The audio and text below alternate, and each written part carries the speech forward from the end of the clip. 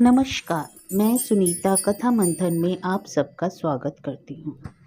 कथा मंथन में आज सुनिए विश्वनाथ प्रसाद जी की कहानी चूल्हे की आग।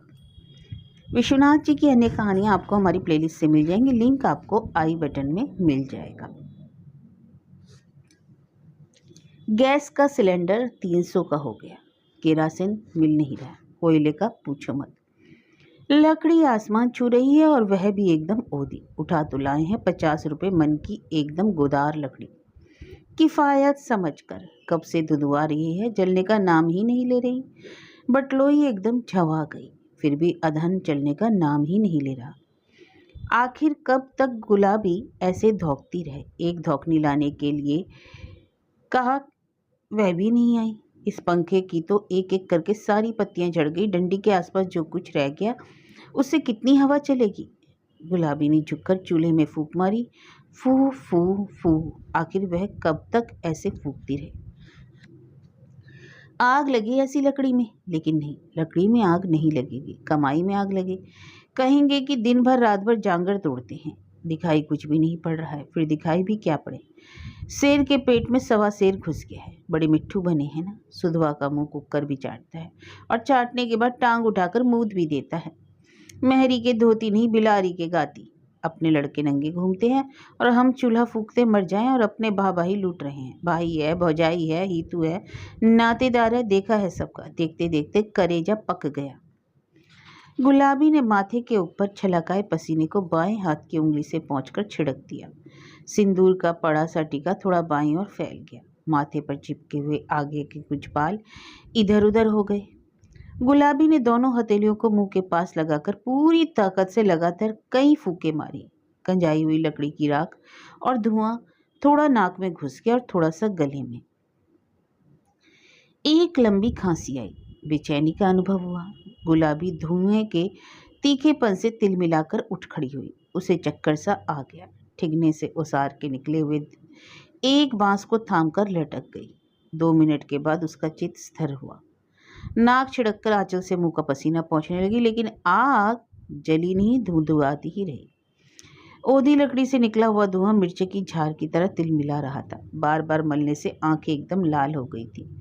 बर्दाश्त के बाहर होने पर कभी कभी आंखों में से पानी झरझराने लगता।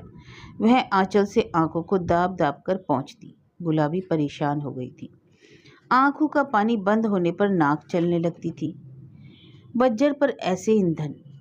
बरसात के मौसम में एकदम ओधी लकड़ी गर्म चूल्हे पर रात भर रखी रहने के बाद भी सीज नहीं पाती। अगर एक आध बौछार आ गई तो सब बंटा धार हो जाता। रसोइयों का खपराइल उजड़ गया है। बंदर रात दिन उत्पात करते हैं। छप्पर तो ऐसा झंझर है कि रात में नीचे बैठे बैठे आसमान के सारे तारे गिन लो, एक भी बूंद बाहर नहीं जाती। इससे तो अच्छा आंगन में खाना बनाना है। गीली लकड़ी पर पानी पड़ जाता है तो वह भी धुंधुआती है।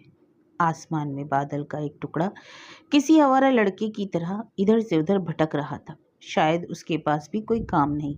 मटर गश्ती ही मटर गश्ती है। कुछ लोग यहाँ मजा मारते हैं तो कुछ मजा मारने वाले बादल आसमान में भी हैं। आसमान के एक छोर से दूसरे छोर तक टहलने की जरूरत क्या है। बरसना है तो बरस लो, लेकिन भला बादल गुलाबी की बात क्यों मानते।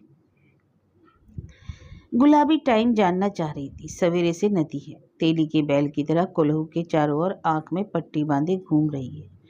कोई पूछे कि क्या किया तो वह क्या बताएगी। अपने तो 9 बजे आकर खड़े हो जाएंगे, 3 बार घड़ी देखेंगे, अगर देर हुई तो फन फन करेंगे। कुछ बोल दूं तो मेरा मुंह सिल देना चाहेंगे, ना बोलूं तो अपने को ही सरापने लगेंगे। कहेंगे कि भगवान इस जिंदगी से कब छुटकारा देगा। इस गुलाबी ने कुछ जवाब दिया तो लोटा थारी फेंकेंगे, बिना खाए ही चल देंगे। क्या जिंदगी है।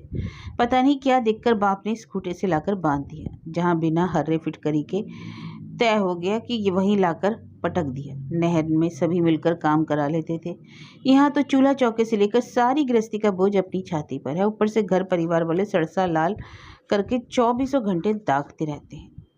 गुलाबी की हिम्मत चूल्हे के पास जाने को नहीं हो रही थी। आग अभी जली नहीं थी, लकड़ियां सिर्फ धुआं फेंक रही थी। वह आंगन में बैठी थी, दोनों टांगों के घुटनों को मोड़कर उकड़ू मुकड़ू। वह कभी आंचल से आंखों पर फुका देती और कभी बटलोई की लेवन पर जमती हुई धुएं की परत को देखती। गीली लकड़ी से धुआं बाहर निकलता है वह सीधे जाकर बटलोई की पेंदी में ही जमता है। मांजते समय छक्के छूट जाते हैं, इसलिए गुलाबी पीली मिट्टी का घोल बटलोई की पेंदी में मजे से लेप कर ऊपर से कंडे की राख चढ़ा देती है। लेकिन चूल्हे में मुंह डालकर जो फूकना होता है उससे राख की पूरी तरह उड़ जाती है। दोनों एक साथ नहीं हो सकता, राख की तह को बनाए रखना और चूल्हे में फूंक को मारना। 9:45 बज गए और खाना अभी तक नहीं बना? गुलाबी का देवर नन्हे गुलाबी से आकर पूछने लगा। गुलाबी एकदम चुप थी, ना उसने हाँ कहा और ना। पहले चूल्हे की ओर रह कर देख लिया करती थी, अब एकदम नीची निगाह करके आंगन में मूरत की तरह बैठ गई। अरे गुलबदन, आपसे ही पूछ रहा हूँ, खाना नहीं बना? नन्हे कभी कभी अपनी भाभी को खुश करने के लिए उसे गुलबदन कह दिया करता था। गुलाबी बहुत पढ़ी लिखी तो नहीं थी, इसलिए पहले इसका मतलब नहीं समझती थी। जब बाद में नन्हे ने अर्थ बताया तो गुलाबी को यह संबोधन और वह भी नन्हे के मुख से अच्छा लगने लगा। गुलाबी को अपने सुहार छांगुर से चिढ़ हो गई थी। जब वह घर के किसी प्राणी के लिए कुछ करता तो गुलाबी चिढ़ जाती, जब वही काम वह खुद करती तो उसको रस मिलता। अगर छांगुर कह दे कि नन्हे को खाना दो या नन्हे को देर हो रही है तो गुलाबी बरस पड़ती, लेकिन खुद नन्हे के समय का ध्यान रखती। नन्हे घर में सबसे छोटा होने के नाते सबका दुलरुआ था। 18-19 वर्ष का हो जाने पर भी समझदारी नहीं पाई थी। बिना सोचे समझे जो तबीयत में आता कह देता। कभी भौजाई को कुछ कह देता, कभी माँ को, कभी भाई को और कभी बाप को। मजेदार बात यह थी कि अकेले अकेले सब नन्हे की बातों को झेल लेते, लेकिन नन्हे की किसी बात या जिद का समर्थन जब दूसरा कर देता तो आपस में टकराहट हो जाती थी। नन्हे खड़ा खड़ा देखता रहा। उसकी समझ में नहीं आ रहा था कि भाभी क्यों नाराज है। गफलत या लड़कपन में वह चाहे जो कर जाए, लेकिन जानबूझकर वह भाभी को कभी तंग नहीं करता था। सारे घर में वह सबसे अधिक भाभी को ही मानता था। नन्हे की पटरी माँ से बहुत कम थी। 6 बरस पहले जब गुलाबी इस घर की ड्योढ़ी पर उतरी तब नन्हे 12-13 बरस का था। गुलाबी उससे 5-6 बरस बड़ी थी। उम्र का बहुत बड़ा अंतर नहीं था। घर में कोई छोटी ननद नहीं थी। गुलाबी का भाई ठीक नन्हे के इतना ही बड़ा था, इसलिए गुलाबी नन्हे को भाई का प्यार देने लगी।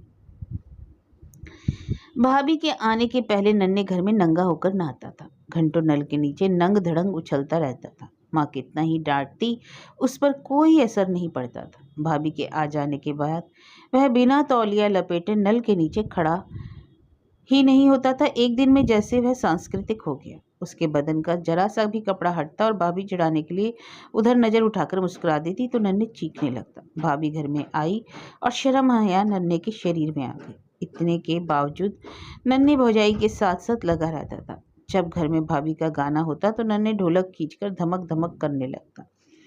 चावल बीनते समय एक थाली लेकर नन्हे अपनी भाभी के पास बैठ जाता। गुलाबी झाड़ू देखने लगती तो नन्हे सामानों को पोंछने लगता। धीरे धीरे नन्हे के से गुलाबी का रिश्ता देवर भाई के साथ साथ भाई ननद का भी जुड़ गया। वह गुलाबी को अच्छी तरह से समझने लगा था, लेकिन आज उसकी समझ में कुछ नहीं आ रहा था। नन्हे को जब कुछ नहीं सूझा तो वह खुद गुलाबी के सामने वैसे ही उकड़ू मुकड़ू बैठ गया। दोनों हाथों से दोनों घुटनों को घेर कर सिर को घुटनों पर रख लिया। फिर भी गुलाबी नहीं बोली। नन्हे इंतजार करने का आदी नहीं था। 1 मिनट के बाद उसने एक लकड़ी लेकर गुलाबी के तलवे के नीचे डालकर गुदगुदाया। पहले गुलाबी इधर उधर करके टालती रही, फिर थोड़ा हंसने की कोशिश करते हुए जैसे तुनक कर बोली, हर समय टिटोली अच्छी नहीं लगती लाट साहब। गुलाबी को नन्हे गुलबदन कहता था तो गुलाबी उसे लाट साहब कहने लगी थी। लाट साहब में गुलाबी का स्नेह और नन्हे का आतंक दोनों समाया रहता। कभी कभी गुलाबी व्यंग में भी लाट साहब कह दिया करती थी। नन्हे कुछ नहीं बोला। थोड़ा रुककर फिर उसी लकड़ी से गुलाबी का तलवा गुदगुदाने लगा।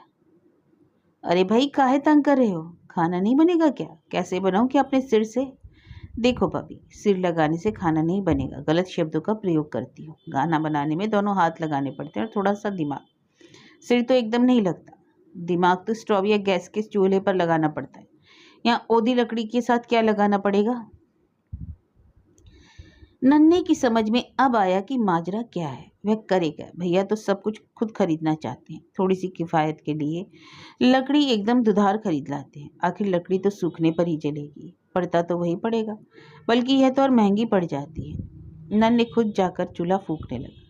लकड़ी को आगे पीछे किया, कजाई लकड़ी की राख को लकड़ियों को रगड़ रगड़ कर झाड़ दिया, लेकिन लकड़ी थी कि जलने का नाम नहीं ले रही थी। धुआं धुआं कर भरपूर धुआं फेंक रही थी। नन्हे पैंट बूशर्ट पहने एकदम बंदरों की तरह दोनों घुटनों और दोनों पंजों को जमीन पर रखकर झुक झुक कर चूल्हे को फूंक रहा था।